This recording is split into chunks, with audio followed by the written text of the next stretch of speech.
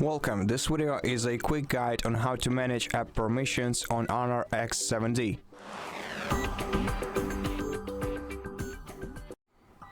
In order to manage permissions on your smartphone, first swipe down the control center and go to settings.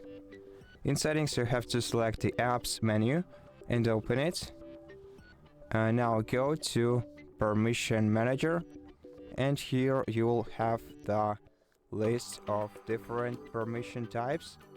So for example, if you want to revoke or add a permission to some application that you use, for example to use your camera, you have to go to the camera, and if you want to add some app a permission to use your camera, you have to select it from the list and then select either ask every time or allow only while using the app option.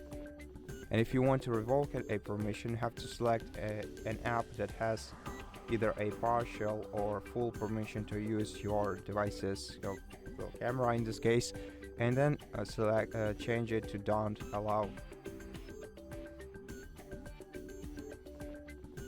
And that's basically it. Thank you for watching this video. If it helps you, please consider subscribing to our channel, leave us a like and a comment below, and I'll see you in the next one.